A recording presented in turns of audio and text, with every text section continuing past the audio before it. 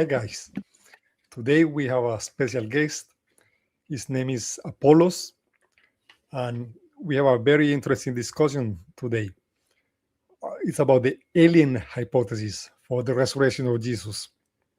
There are some atheists that say, like, if Jesus did rise from the dead, even then, it's more likely that aliens did it instead of rather than like a god or a supernatural agent did it. So today we're going to talk about that question. But first, Apollos, would you like to tell us something about yourself or your channel? Yeah, for sure. So online, I go by the pseudonym Apollos Christian Apologetics. That's to protect my identity from doxing or just people finding out like my personal life stuff. If you can share my screen here real Yeah. quick, I have my channel pulled up.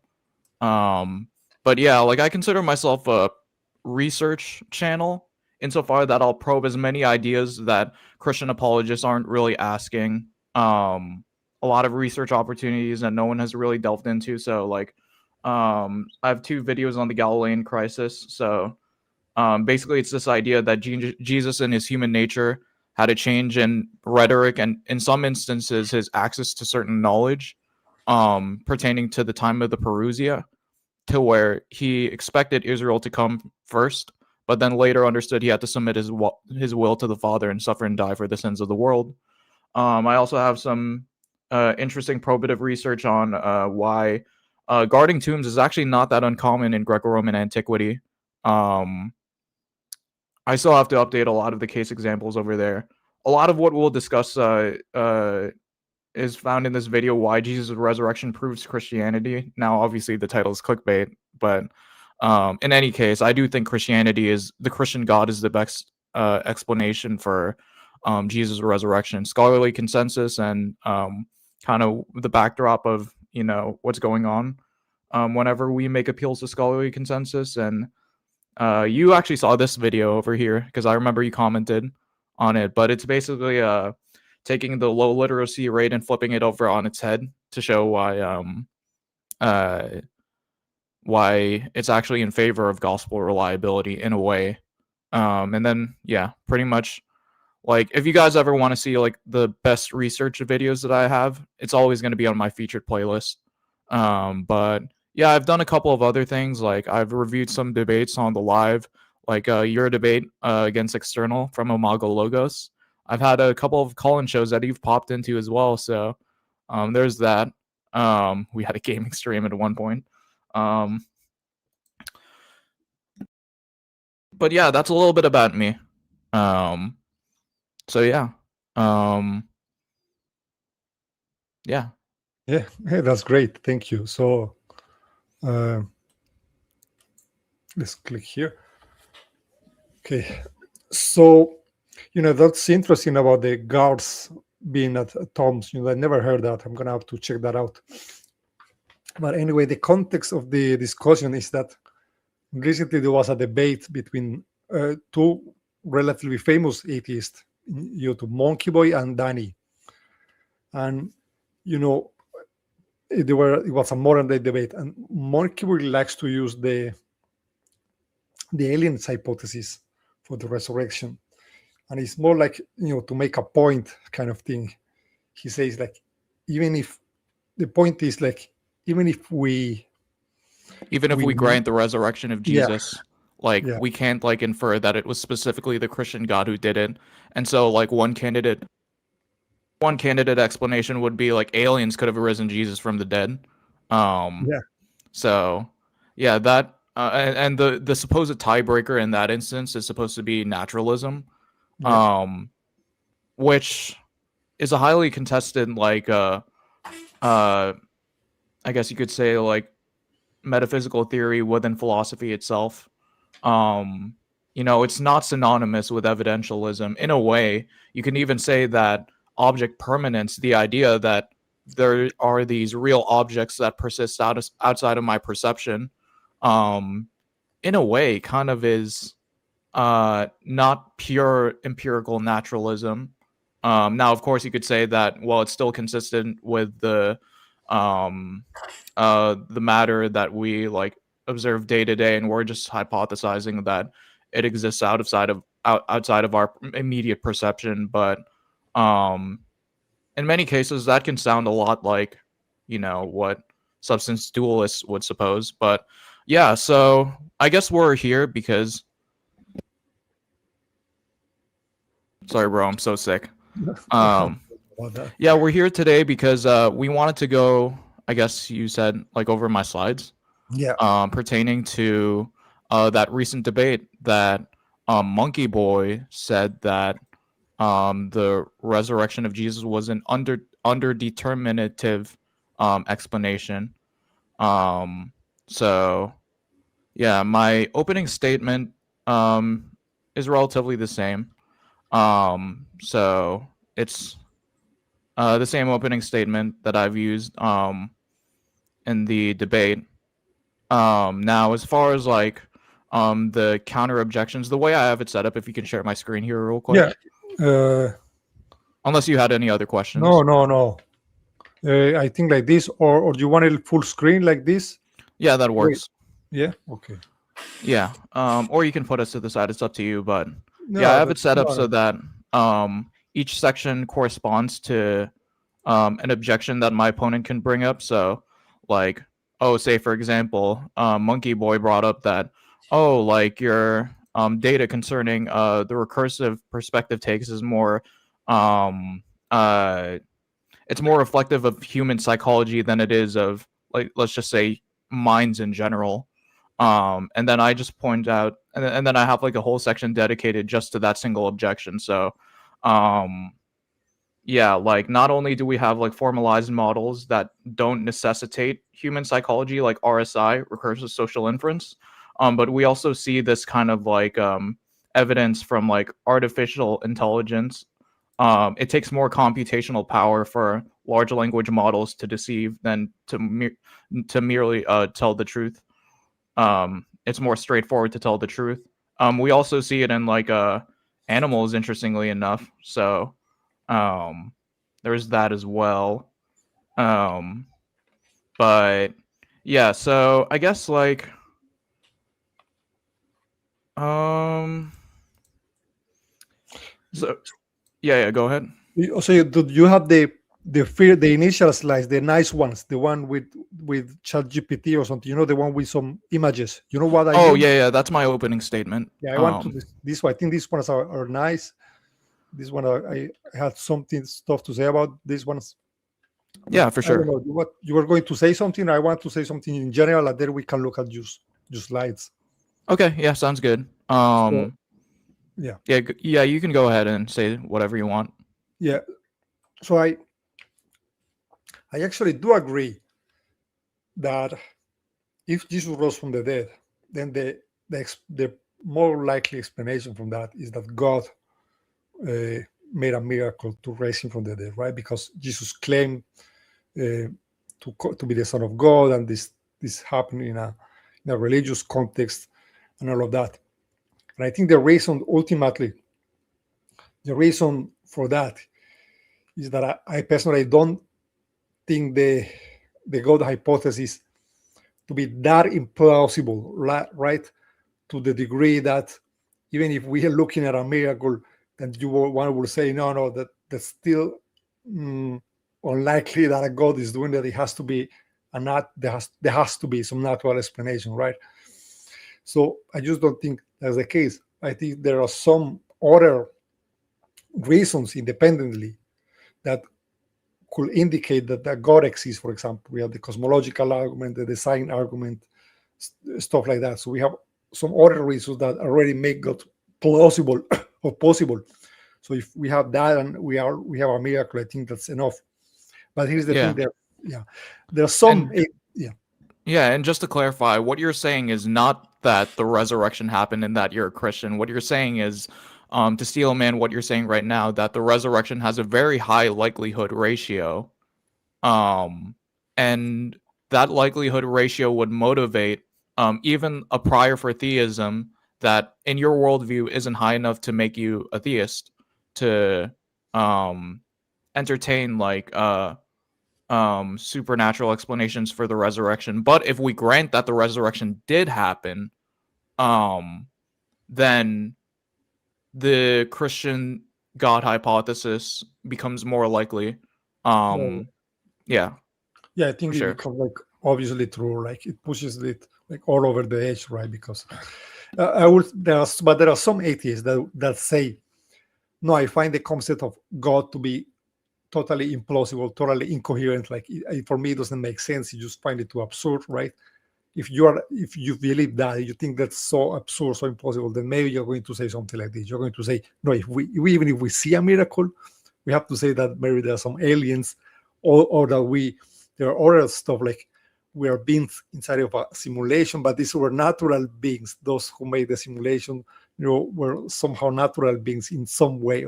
So you have to come up with some weird stuff, right? Because ontologically, the supernatural makes less sense to you or whatever. But okay, there are from what I in my view, there are two big problems with the alien hypothesis. There are some. One is that there are barriers to, even if we say okay, there could be a planet with aliens, right? There are some technological barriers to aliens traveling to Earth that are very high, and this is debated among scientists.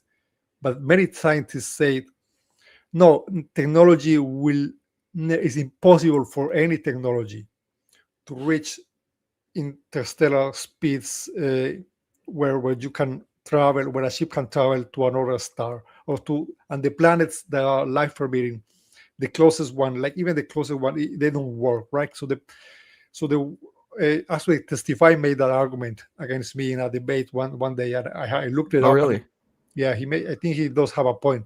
I think there is a if those scientists are right, if there are unsurmountable technological barriers where it reaches a point that aliens will never really get to Earth, like it's impossible, even if they were super advanced technologically, then that's a strong point against this theory, because you need to posit something that's unlikely already. And another point is obviously okay, why will aliens want that to do this exactly? Right? They have to exceed, they have to be able to travel Earth, and they have to want to deceive humanity in the right Yeah, to deceive and they them need into to have. yeah. Yeah, and I highly encourage everyone who's watching to check out the review that me, David Paulman, and some others like Imago Logos, the Lamb Apologetics, and Johnny Apologetics had on my channel. The review about the recent debate that we had, and one of the points that was brought up by David Paulman was that it's not merely sufficient to say in the candidate explanation that aliens would want to deceive humanity um to basically like produce like a sociological effect. Now granted, I already think that deception in and of itself is an ad hoc communication strategy, but even if we grant that's not an ad hoc communication strategy, um basically you need a mechanism for the aliens to be able to like foresee into the future and sort of like say, oh yeah, Christianity, once we just resurrect this one guy, it's going to start this um huge world religion. And we know from the first century and onward, like the first 3 centuries of Christianity, that it was birthed out of a very hostile environment. So it's contingent on like a lot of factors that such that even if we were to say that aliens rose Jesus from the dead, why would we suppose that they had the foresight to say, yeah, it would become the world's largest religion? You're right. Yeah, that's Yeah. right. That's a good point. Yeah, that's a good point. When you think about it, it's like they have let's say they have an objective, right, to give humanity our religion.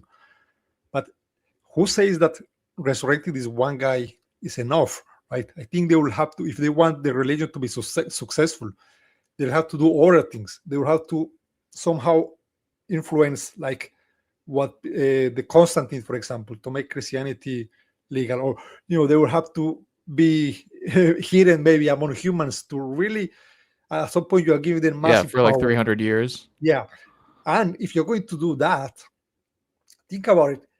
It gets to a point where they don't even need to resurrect Jesus. They can just Yeah, use all that power exactly. in that way. It's like it's really weird. Yeah, you nailed it on the coffin right there, that the alien hypothesis fails to, at least in the case of them wanting to deceive humans to produce X sociological effect, that it fails to account for counterfactuals. Unless we're gonna suppose that aliens are like among us like the entire time, always like acting upon us. If we're gonna say that they acted in the case of Jesus, well, why, if they just wanted to produce some sociological effect, why don't they continue to do that?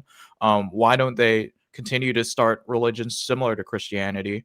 And at that point, it's like, okay, like, are we like sort of like granting like some weird religious plurality or something like that?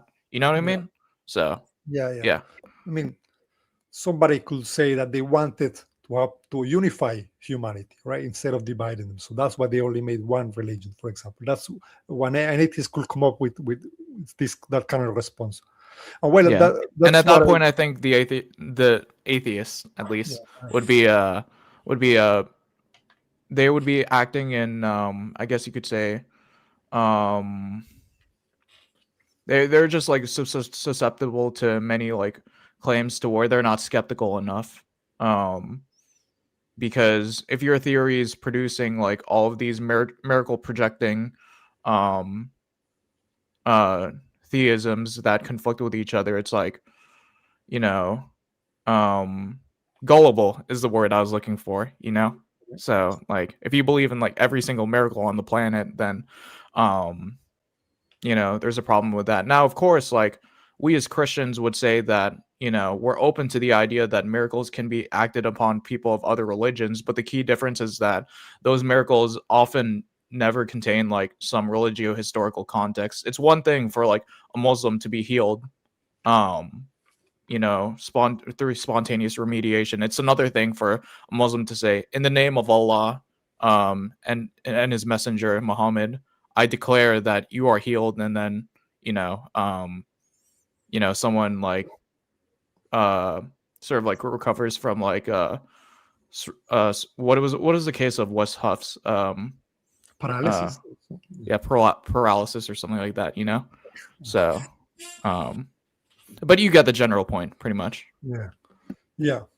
Yeah, I just think it's really weird thing for aliens to want specifically that, you know. But okay, maybe we can look at some of your slides, because I'm not sure I agree with all of that, because there are some stuff that I have some doubts. So maybe we can talk about that. Yeah, for sure.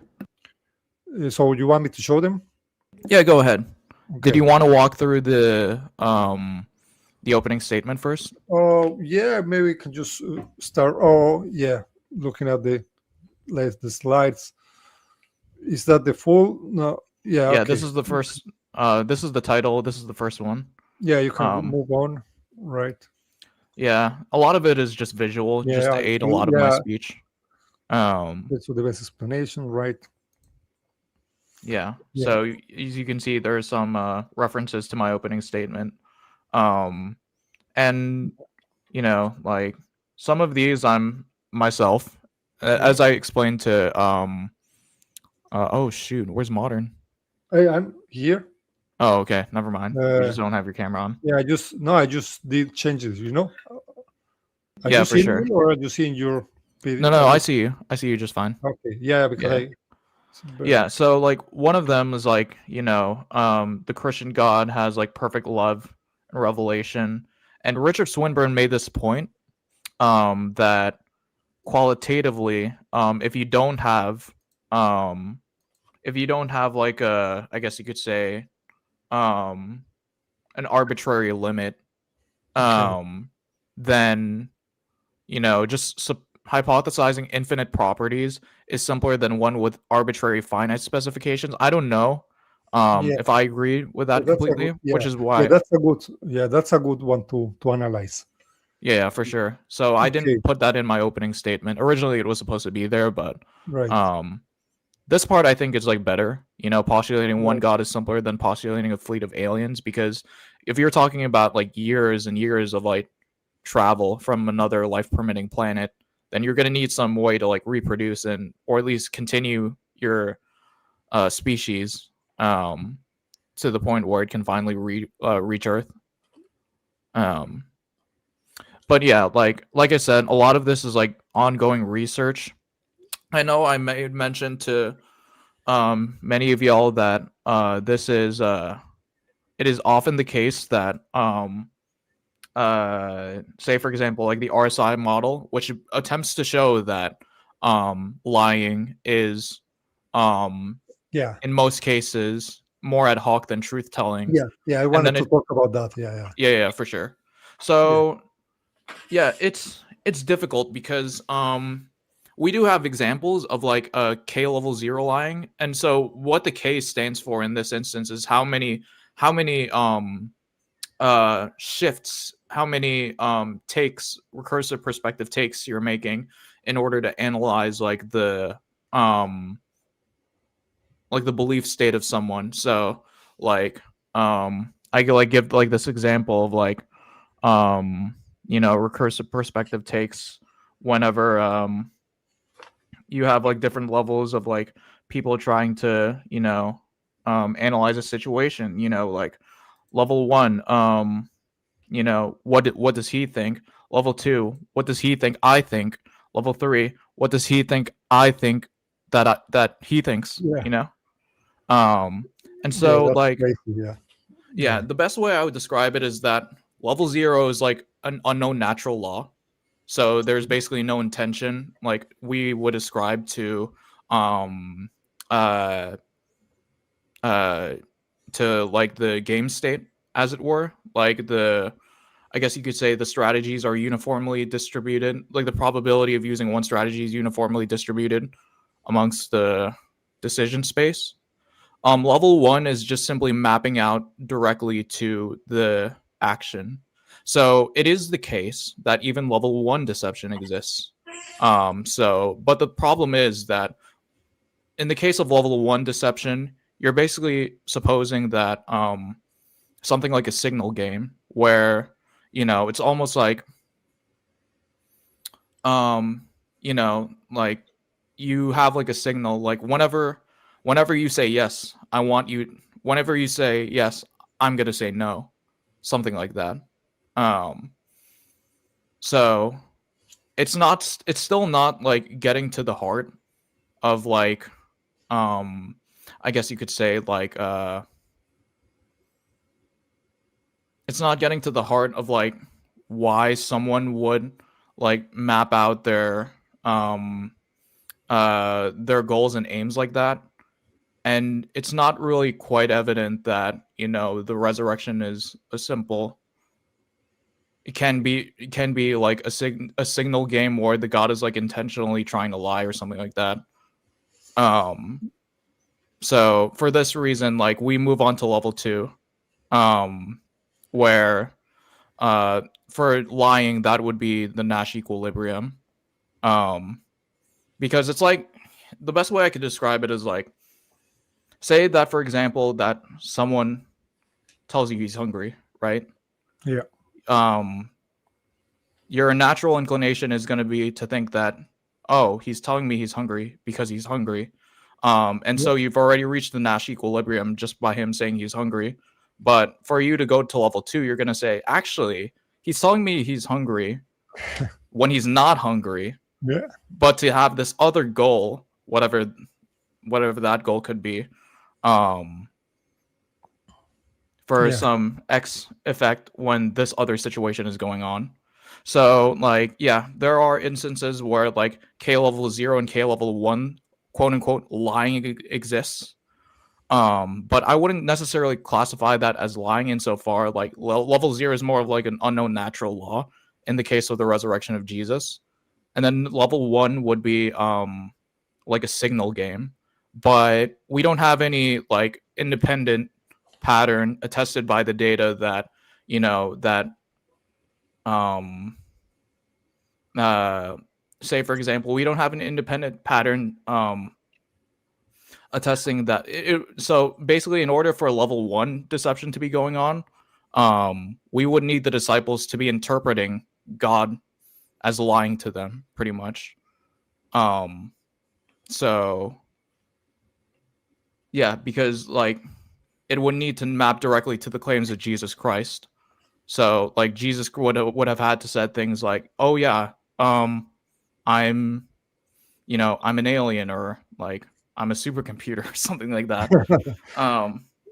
But that's part of why like the Christian God like bounds at level 1, because it directly maps to the claims of Jesus Christ, and in that respect has like greater like explanatory scope, and then the mere resurrection, because it's one thing just for like one guy to be alive again after death. We see that in like hospital rooms, wherever people are resuscitated, and even if we say it's like miraculous done by like some unknown event, like it's like someone levitating, it's like, okay, what does that even mean, right?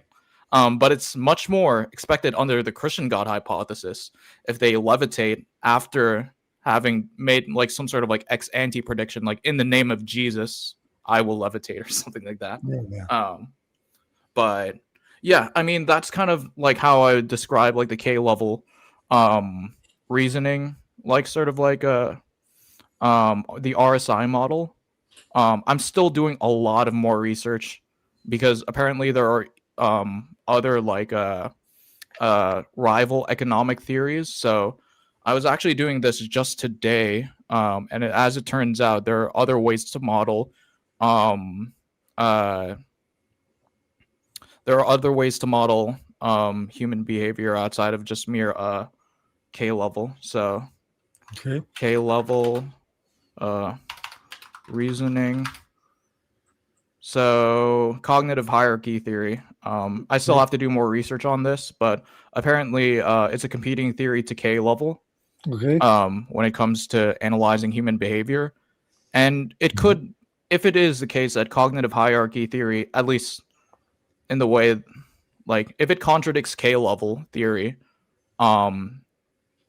insofar that it contradicts K level, showing that deception is more of like an ad hoc communication strategy, then that would be a research opportunity that could be an undercutting defeater for my thesis that,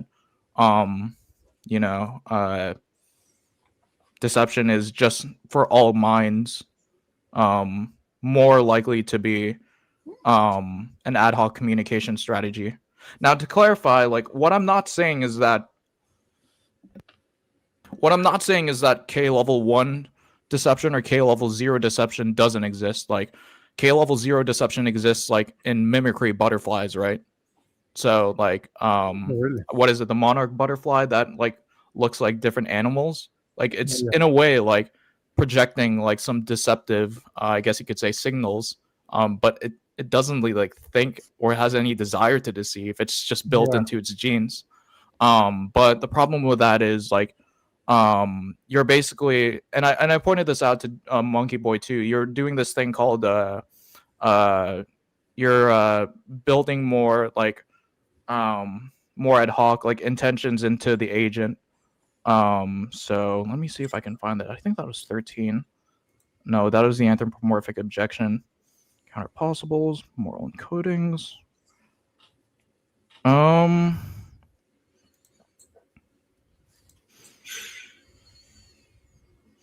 think there's this one under determination. Yeah, the MDL simplicity penalties you give for like basically like trying to ad hoc show that an agent has like deceptive motives, because that's not apparent from the data we get from surrounding Jesus' resurrection.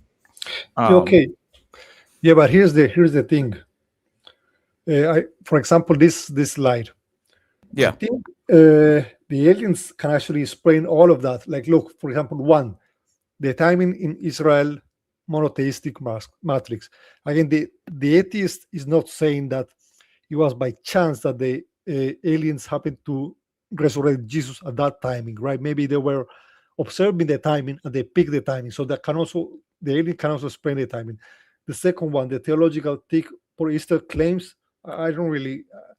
Yeah, for sure. And what you're getting at is, you can trade off greater explanatory scope for a huge simplicity blow, because like at least with the resurrection of Jesus as interpreted in the lens of a Christian God, those directly map to the Christian God claim. Whereas Yeah. with the alien hypothesis, that pattern is not recognized by the immediate data. Um, Conversely, you you take a great you have like so much explanatory scope and depth by saying, oh yeah, like the God of the universe is trying to reveal himself through the claims of Jesus Christ, which he did claim. Now of course that's contingent on whether you believe that Jesus had like a high Christological opinion of himself, Yeah. which That's Christians right. would hold to. Yeah. That's right. um uh but yeah, you would have like a greater explanatory scope for just a little bit of you just have a greater explanatory scope, in terms of uh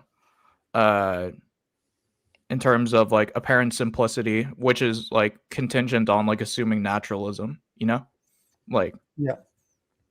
yeah, because it's not at all like obvious to a lot of people that that naturalism is more simpler than, say, for example, like substance dualism. Yeah. And David brought up this point that um in his view, minds are the only thing we're sure about, like our subjective experiences, and then we try to extrapolate the material out of it, like the material laws, the material forces that govern nature and things like that. um so yeah, I was prepared to defend against that. Here's some more. Sorry, I still have a really bad cough, guys. Sorry. Okay. But yeah, here's some more of those slides. Um, yeah, another thing is like ontological simplicity versus coherence and plausibility. Yeah. Um,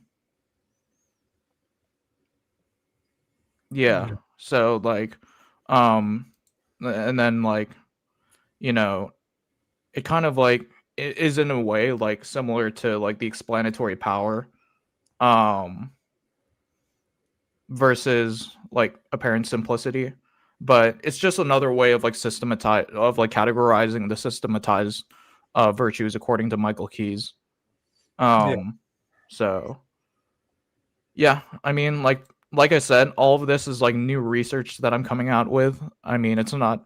I mean, to be fair, it is like a common objection you will see amongst atheists that say Yeah. that even if we grant the resurrection, um, we don't know what kind of identity rose it from the dead. Yeah. So now, of course, this gets into like an interesting, like, I guess you could say, like, interesting problem. Like, okay, we'll grant that the Christian God is the best explanation. Which Christian God is it, right? Yeah. That's Yeah, another topic, but yeah. Yeah, that's another issue, right? Which denomination? yeah. And then, like, to that end, like, we would say, at least for the resurrection argument, um, like, you could still have, um, I guess you could say, like, probability raising propositions towards Christianity as a whole, even though Christianity has mutually conflicting denominations, because the resurrection is not more expected on one Christian and one mainline Christian denomination over the other. Yeah. It's like pretty much expected amongst like all of them. And then, of course, that's not to negate the idea that we shouldn't do theological triage to, best ascertain which denomination is correct. I mean, like a lot of the apologists I'm in contact with like have our denominational commitments, and we try our best to triage what this God is like. But at the end of the day, that's more of like a theological question, instead of like an apologist question. At that point, you're Yeah. not talking to an atheist. You're having more of like an in-house debate, as it were. So yeah. Right. So here is the thing. I for, or you mentioned this example about lying, right? When somebody Yeah. tells you, "I'm hungry," right? The straightforward natural assumption is to believe that he's telling the truth, right? Yeah. Now, And but okay. I sorry, mean, go ahead. but it depends on the contents, because look, if he says, "I'm hungry," right, when we will believe that. But if he says, he writes you an email and he says, I am a Nigerian prince and I need money and I will pay you later or stuff like that. Okay. Then the normal assumption is no, he's lying, he's scamming you to get money, right? It depends on the content of what is being said, right? So it's not like just like normally, of course, a lie, telling the truth is simpler than telling a lie, but Yeah. And at that point, like you do have like you can trade off the simplicity for greater explanatory gain. But the reverse is true for the alien hypothesis because you're trying to you're it's not even like simplicity like when it comes to like communication strategies because it is more complex because you have more orders of thinking, namely one more order. You also like you're the claims don't directly map to the claims of Jesus Christ. Now of course like one could say that the aliens are lying so that they're lying to give the impression that the Christian God exists, but then we're moving back to the communication strategy as being more ad hoc. But yeah, at least in your case with like the Nigerian prince, we do have independent evidence to think that there is a Nigerian prince, with like a suspicious email that they're emailing you from or something like that. Or like background information to motivate like that sort of context where perhaps you get a ton of emails every day and it suspiciously does not the domain does not look like any legitimate company or something like that. So yeah, so basically all that to say, like if we did have independent evidence that such aliens exist, and they have these specific aims, they have these not just the aims but the capability of completing those aims, and those aims would only those aims are like specific enough that the only thing that we're trying to explain is the Christian miracle, then perhaps we have like some sort of like reason to believe in aliens. But the fact of the matter is, like we haven't come into contact with such aliens, and like it's just speculating out of just this one presupposition that naturalism must be true, so therefore we have to explain the resurrection, even if that means that we can't account for counterfactuals, or like why are they doing it in this one time in history and not like all throughout times in history, and if they are doing it throughout all times in history, where's the evidence for that? So hopefully that helps. Here is what the other thing that I will say about your point about the lie.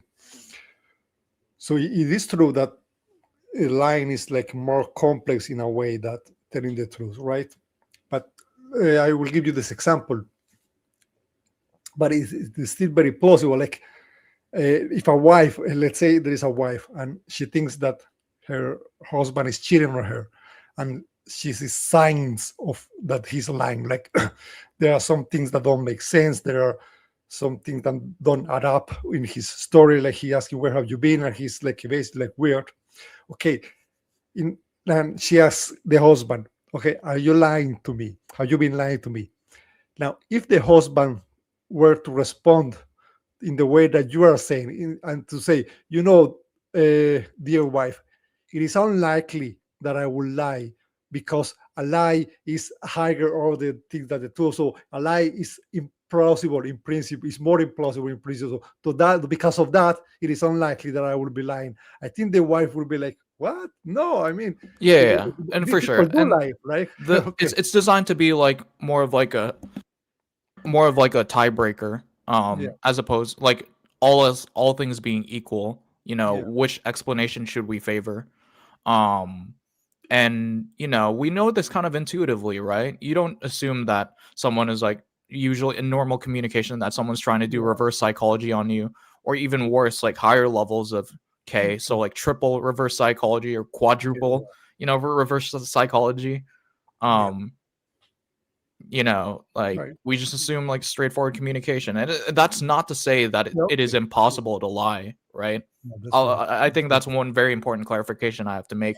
I'm not saying that lying just in general, like It's super we difficult. Like yeah, like it's super even difficult. Yeah, even small, we lie all the time, right? even like I Yeah, wanted to make that point. Even small children get how to lie, like very early, or I don't know, like there's a point where they understand that the adult, the other agent doesn't have the same information that they have. yeah. So You that's can a good make point you sense bring of. up. Like, Yeah, in developmental psychology, like children often assume truth telling first, and like later on, now it's not that later on, yeah, it does, you don't need to become a teenager to yeah, learn how to yeah, lie, but yeah, later on that's when they start learning how to lie, and then convincingly lie yeah, even yeah. later on after that, Where which they, would be K level 2. yeah, yeah, yeah. Yeah, yeah, Like even children can keep track of the lie, so it's not like that. Like yeah, it's super yeah, yeah, for complicated. sure. Okay. um but like when we're talking about aliens, when we're talking about deceptive gods, um we have to basically look at the data, right? um and if it is the case that that data doesn't seem to imply that, at least in this instance, that the agent is lying, or that um that they're like some weird race that is scattered across the galaxy and like trying to better human life, even though like they apparently have faster than light technology, but they can't even land a spacecraft in a weird way, like, Yeah, and leave any trace of evidence for that. um and then in the video that you guys will see, at least in my review with David Paulman and the others, in our recent debate, um, once you take out that need for materiality, with the alien hypothesis, then you lose, pretty much any advantage by like, making some other ontological category, because it just becomes evidence for God if you're just gonna say they're supernatural aliens, or yeah, like yeah. spiritual aliens, right? Yeah, yeah. It's the same thing, Yeah, God. that's the same thing. Yeah, that's Yeah. right. You lose the alleged advantage is that there is a ontological cost with the hypothesis of God, because now you have two types of beings. Like you have the natural being, and you have one extra. You have the universe, and you have one extra entity that will be God. And an hypothesis Yeah. that is simple in that sense, in the positing extra entities. And that's another point I wanted to make about the simplicity thing. Hmm. It's not exactly about whether the thing itself is simple. It's about whether the explanation itself is simple. And there is Yeah. a point where like the world, or the world and God, and then we will say, where Occam's razor says that the world is simpler in a way, right? That God is the another, right? So that when you're just positing God, you're involving an additional entity, like in addition to the entities that we know exist, right? So in a way, like the point would be that it is more like it's more virtuous. The more virtuous explanation is one that explains things in terms of what we already know, and we already know that living Yeah. beings can exist. So yeah, Yeah. And then like External made this point too in our live stream that, ontological categories come really cheap, um, in a way, because in a way, like you kind of are like positing another entity or several entities, with the alien hypothesis. Um, as a matter of fact, like not only are you positing like several entities that increase the complexity, there's complexity within the entities themselves, right? yeah, Because of their intent, because of their technology, because you know, yada yada yada, for all the reasons we've listed through the rest of this video. Um, but yeah, like I would say like it's a superficial, like at least from our view, like it's a superficial kind of like a simplicity by saying that um uh that we're reverting back to naturalism, which is more obvious to us, and it doesn't seem very obvious to me or many other of the philosophers, so yeah, um like, are we going to say, like, in quantum physics, right? Like if we're going to say that um if we're going to say that that this unobserved like phenomena better explains the world, um, are we gonna just throw our hands up in the air and say no, no, we can never posit that because we assume naturalism in a way? And I know it might be like to some people that might come across as a false equivalence, but at the end of the day, like you're both talking in quantum physics, even though it kind of more directly maps to the to the natural world, um, you're still talking about unobserved phenomena. Um, so like it's not really basically. I guess what I'm trying to get at is like, what exactly do we mean by naturalism? Yeah, What do we mean by physical? yeah, I know. Um, Tan makes that point. Tan from Inspiring inspiring philosophy. philosophy. Yeah. He says, yeah, but I'm not super convinced. I think Graham Oppy, Tan says that this was supernatural, like he doesn't really add anything to the ontology. I think that's the way he words this objection. I'm not sure. I think Graham Oppy said to that. He says there was a discussion with John Rasmussen. He says that if we're going to define what is natural, I think at some point we just have to give some examples of it. It will be like rocks, the trees, the water. The problem I would say, why can I not say, okay, something made out of matter, that's the natural? Because quantum fields are not made of matter, yet they count as being, I think everyone agrees, they will count as being natural in a way.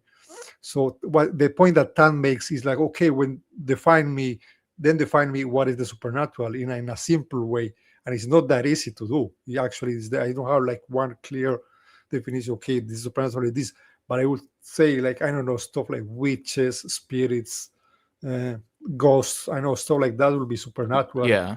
It's like right? the basic classification problem in a way. Like, what constitutes a cat? Like if you had everything besides the DNA, Yeah, is it still a cat? If you chop off its tail, is it still a cat? yeah, You know?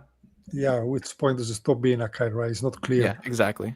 And it's not even clear. There is someone could make a funny point, like let's say we discover that ghosts do exist, and there are many of them, and they have always existed. For example, is there at some point where it makes to say, well, actually, nature includes ghosts, or or Hmm. will we say no, the supernatural does exist and has always existed, or will be somebody or will some people say no, they are not well done part of the world? I don't know even know. I don't know. It's not so easy to tell the difference. Yeah, I think like whenever the theist like talks about a supernatural distinction, what they're trying to say is basically that um whatever natural laws you can ascribe to all these other entities, they don't apply to this Yeah, yeah, yeah, godlike entity. yeah, That's just my intuition. There might be some more probative questions to ask on that, but that's as far as I can see, like yeah, um in terms of like I guess you could say like mapping out like natural laws. Now obviously as theists we would still map out logical laws, so like non-contradiction and excluded middle and all of that. um so yeah, um it's not like totally divorced from so-called the natural world, but um it at the same time is separate from it. That's as best as I could describe it. So, like, and I know that there have been like some interesting conferences, on this idea, like at ETS EPS. I remember that one of the keynote speakers like was basically like saying, was giving a presentation to the best of my ability that I can remember, like, numbers in a way are natural. Um, but if we're talking about like the essence of like unity, right?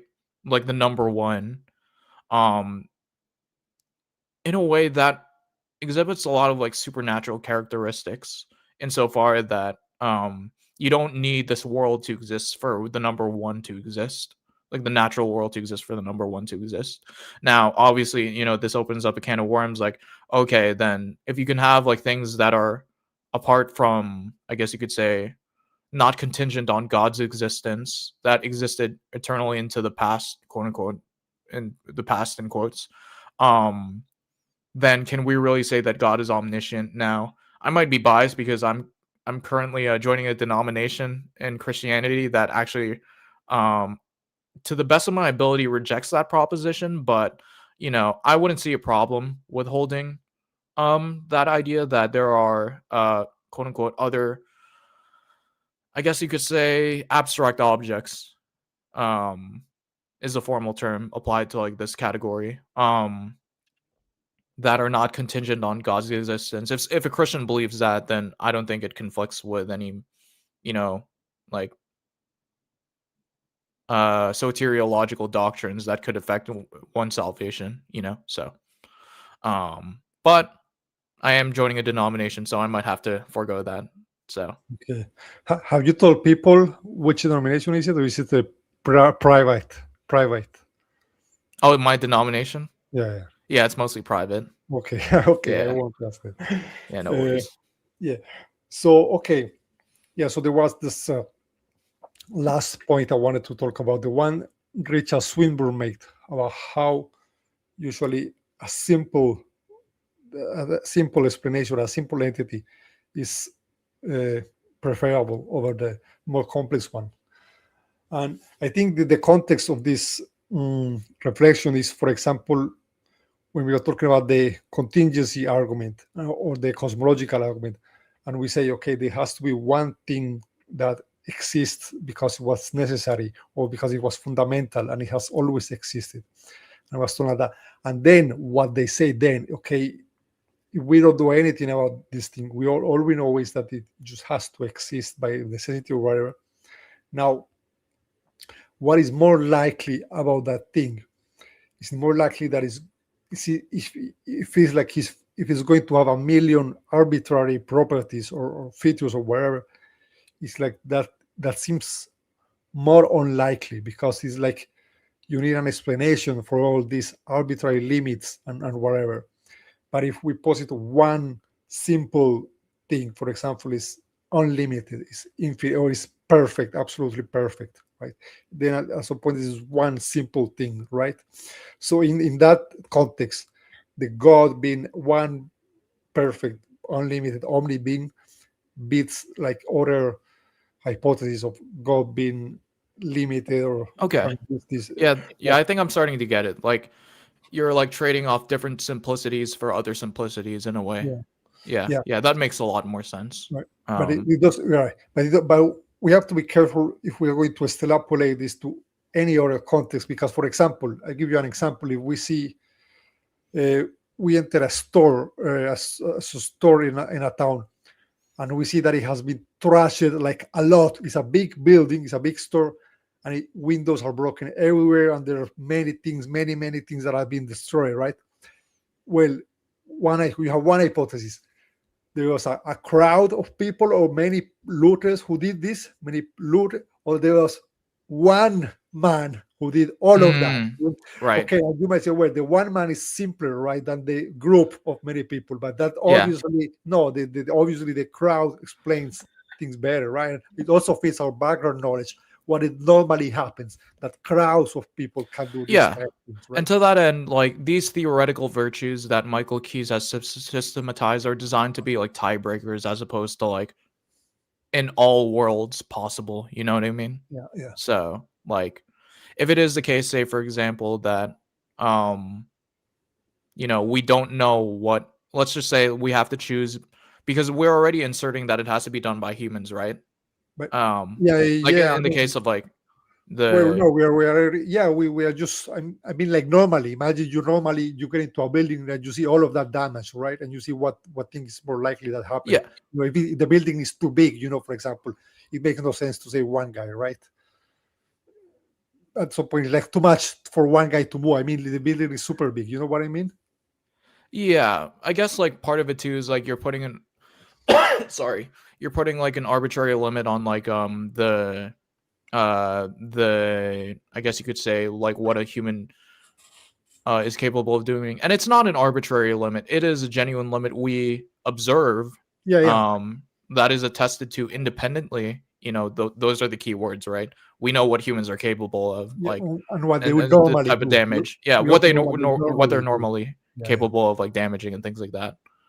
Yeah. um Yeah, but you brought up some interesting questions, modern, and hopefully I was able to clarify a lot of them in this talk alone. But yeah, Juan, are you still convinced that the Christian God is the best explanation if the resurrection happened?